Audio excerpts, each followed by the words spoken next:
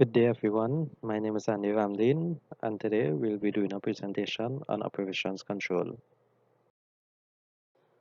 So, under operations control, the subtopics we'll be covering today is resource protection, resources that require protection, and hardware controls. So, what is operations control? Operation controls embody the day-to-day procedures used to protect computer operations. The concept of resource protection, hardware and software control, and privileged entity must be understood by students who fall during this course. The following are the most important aspects of the operations controls: resource protection, hardware controls, software controls, privileged entity controls, media controls, and physical access controls. As said before, I would be doing resource protection and hardware controls in this presentation, and my colleagues would be covering the rest of the topics. Resource protection. Resource protection is just like what it sounds. The concept of protecting an organization's computing resources and assets from loss or compromise. Computing resources are defined as any hardware, software, or data that is owned and used by the organization.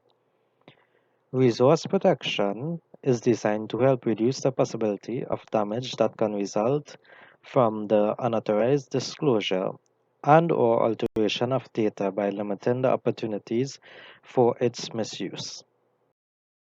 So, what are these resources that require protection? It can be broken down into three categories: hardware resources, software resources, and data resources. Under the hardware resources, we have communications, which includes routers, firewalls, gateways, switches, modems, and access servers. We also have storage media, which includes floppies, removable drives, external hard drives, tapes, and cartridges. We have processing systems, which includes file servers, mail servers, internet servers, backup servers, and tape drives. We have standalone computers, which include workstations, modems, disks, and tapes. And finally, we have printers and fax machines. Under software resources, we have program libraries and source code.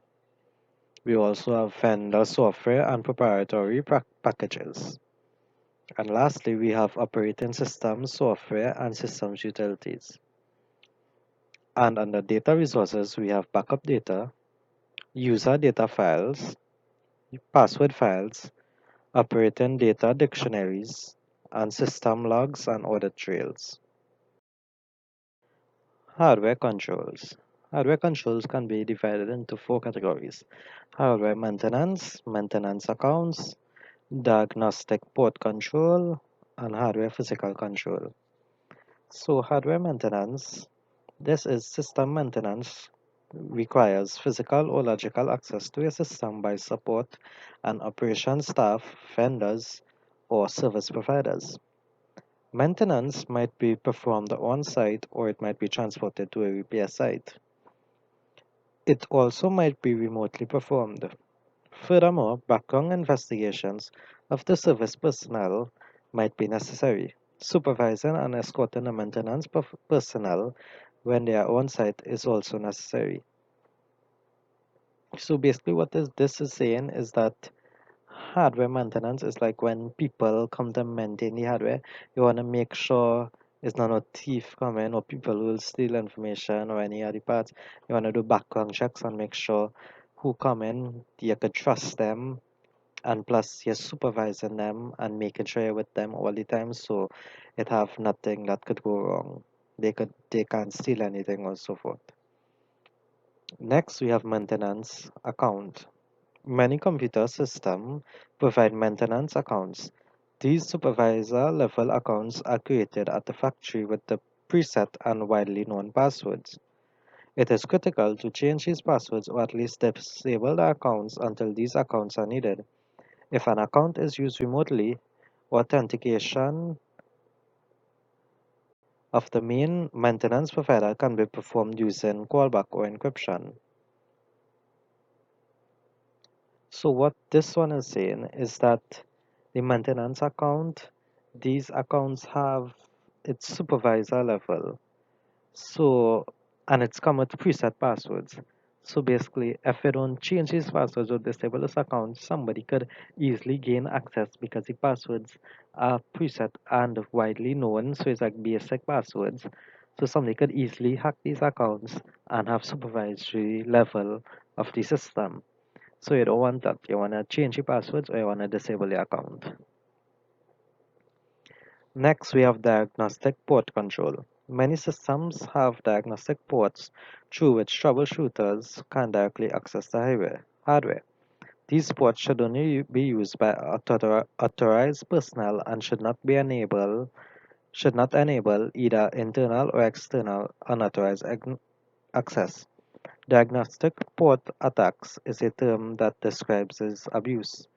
So what this one is saying is that there are diagnostic ports in which people who troubleshoot systems can directly access parts of the hardware.